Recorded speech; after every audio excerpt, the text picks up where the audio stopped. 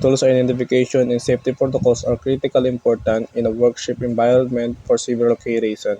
The primary concern is the safety of all individuals in the workshop. Properly identifying tools and following safety protocols reduce the risk of accident and injuries. This includes to preventing incidents such as cuts, burns, falls, and exposure to hazardous material. Clear, clear tool identification helps individuals select the right tool for the job, reducing the likelihood of accidents caused by the improper use of tools. A workshop environment is a specialized workspace designed for various hands-on tasks, typically related to manufacturing, repair, craft, or other practical activities. Workshops can be found in a wide range of settings, from industrial factories in construction sites to educational institutions, garage, and even home-based DIY space. These environments serve as hubs of creativity, innovation, and skills development where individuals or teams work with tools, equipment, and materials to create, build, repair, and maintain various objects and projects. The workshop environment plays a crucial role in facilitating hands-on work, fostering learning, and promoting productivity. It provides a dedicated space equipped with the necessary tools, machinery, and safety measures to support the task at hand. Workshop can vary significantly in terms of size, layout, and specialization depending on the specific industry or purpose they serve. Workshop commonly use a wide range of tools to perform various tasks. This, these tools can be broadly categorized into three main categories: hand tools, power tools, and measuring tools. Each category serves specific purpose and it's essential for different types of work in a workshop. Hand tools are manually operated tools that rely on human effort for operation. They are versatile, portable, and often require no external power source. Some common hand tools include screwdriver, used for turning screw, hammer, used for driving nails, and other tasks involving striking, pliers for grafting and bending and cutting, and chisel used for cutting, curving, or shaping materials. Handsaw used for cutting wood and other materials. Tape measure for measuring lengths and dimensions.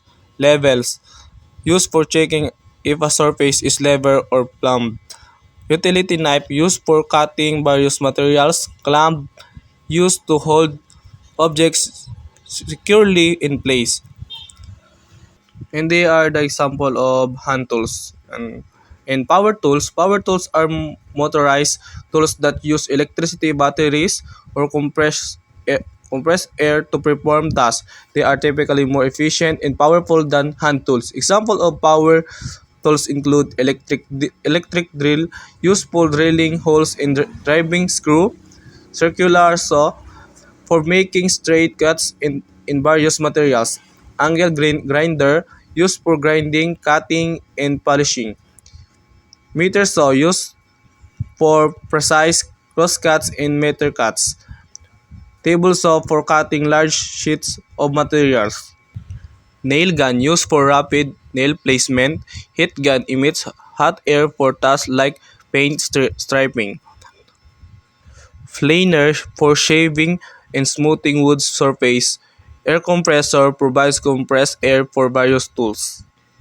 For measuring tools are essential for accurately measuring and marking materials. They ensure precision in working tasks. Commonly measured tools include tape measure for length and dimension measurement, ruler for straight line measurement, calipers for precise dimensional measurement, protractor used for measuring and marking angles, angle finder measure and set angles accurately, micrometer provides very accurate measurement, palm bob ensures vertical alignment.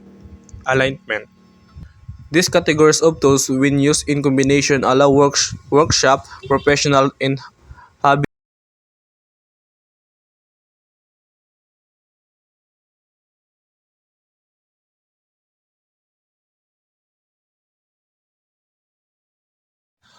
Safety protocols are critical when using tools to minimize the risk of accidents and injuries. Wearing appropriate personal protective equipment or PPE is just one aspect of these protocols. Wearing the right PPE, safety goggles or glasses protect your eyes from debris, dust, and potential impacts. Use goggles for additional protection against chemical exposure. Hearing protection, wear, wear earplugs or earmuffs when working with loud tools in noisy environments to prevent hearing damage. Gloves. Use gloves that are appropriate for the task. For example, use cut resistance gloves when handling sharp objects and chemical resistance gloves when working with hazardous substances. Respiratory protection. Use dust mask or respiratory when working in environments with airborne particles, chemicals, or fumes that could be harmful to your respiratory system. Head protection. Wear a hard hat or safety helmet in situations where falling objects or overhead hazard are a concern. Footwear. Use steel-toed boots or appropriate safety shoes to protect your feet from heavy object crushing or punctures. Pulse, pulse space shields. When working with equipment that produce sparks or flying debris, wear a full face shield to protect your face and eyes. Chemical resistant apron is its situation involving chemical exposure. Wear chemical resistant apron to protect your body. Inspect tools. Before use, inspect tools for damage, wear, or defects. Check cords, connection, and moving parts to ensure they are in good condition. 3. Use the right tool for the job. Choose the appropriate tools for the specific task to ensure efficient and safety. Using the wrong tools can be dangerous. Follow manufacturer's instruction. Read and adhere to the manufacturer's guidelines and safety instruction for each tool. Maintain a clean workspace. Keep your work area clean and well organized to reduce drifting hazard and make it easier to locate tools. Secure workpiece. When using tools on workpiece, secure the materials properly to prevent movement or slipping. Maintain a safe distance. Keep by standards and co-workers by a safe distance from the work area to prevent accident. Handle tools safety. Maintain a firm and comfortable grip on hands. Keep hands away from the striking area when using tools like hammer. Keep hands clean. Keep your hands and body clear and of the tool's moving parts, especially bladers, cutting edge, and drills.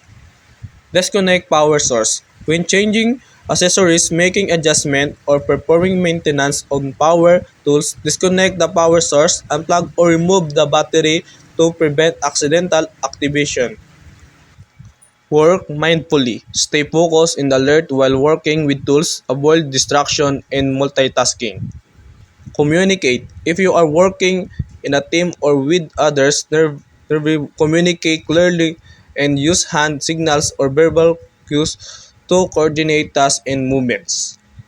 Properly store tools. When not in use, store tools is designate place such as toolbox or wall mounted racks. Emergency preparedness. Know the location of emergency exits, fire extinguisher, first aid kit, and emergency procedure specific to your workspace.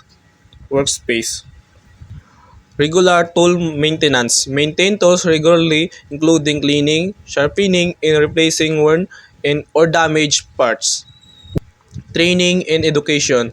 Ensure that you and your coworker are adequately trained in the proper use and safety precaution for the tools you are using. By following these safety protocols and wearing appropriate PPE, you can significantly reduce the risk associate with tool use and create a safer working environment for yourself and others. Always prioritize safe when working with tools regardless of the task or industry. The importance of tool safety in understanding the workshop environment cannot be overstated. Here's a reiterate of why these aspects are crucial. Number one, personal safety. Injury prevention. Prioritize tool safety, reduce the risk of accident and injuries, safeguarding the well-being of individuals working in the workshop. Long-term health. Prop, proper tool safety practice help protect workers from chronic health issues such as hearing loss, respiratory problems, and repetitive strain injuries. Equipment protection. Tool longevity, proper tool handling and maintenance ensure tools last longer, reducing the need for frequent replacement and saving money. Workshop efficiency. Will maintain tools operate more efficiently, leading to increased productivity in the workshop. Number three is work quality, precision, and accuracy. Understanding how to use tools correctly ensure precise and accurate work, vital for maintaining quality standard in various industry. Consistency, safe tool practice contribute to consistent work quality and reliable result. Legal and regulatory compliance. Avoiding penalties. Compliance with safety regulation and standards help operators avoid fines and legal liabilities. Worker rights. Following safety protocols demonstrates respect for worker rights and contributes to a work to more ethical and responsible work environment. Number five, emergency preparedness. Rapid response, understanding the workshop environment and safety protocols allows individuals to respond quickly and effectively in emergency situation. Minimize damage. Knowledge of emergency procedure can minimize damage and injuries during unforeseen incident. Resource management. Cost efficiency.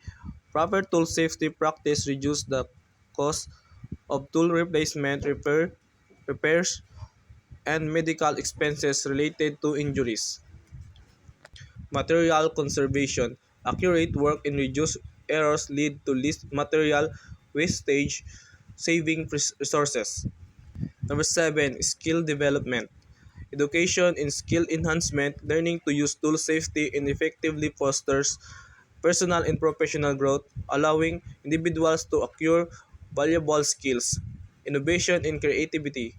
A safe workshop environment encourages experimentation and creativity leading to innovate solution and design. Number 8, pre- pro- professionalism. Workshop reputation, safe and well-organized workshop are seen as more professional and reliable, attracting clients, customer, and collaborators. Employee morale. A commitment to tool safety enhance employee morale and job satisfaction, leading to higher productivity and retention rates. And last, environmental responsibility. Sustainable practices. Understanding the workshop environment includes implementing eco-friendly practice that reduce waste, emissions, and environmental impact. Community, relations. Responsible environmental practice contribute positively to community relation and public perception. In summary, tool safety and a thorough understanding of the workshop environment are integral to fostering a safe, efficient, and sustainable workspace. This practice not only protect individuals and equipment but also contribute to quality work, legal compliance, and the positive work culture. Workshop operates worker and Enthusiasts alike should prioritize this aspect to create a workspace that is both productive and safe.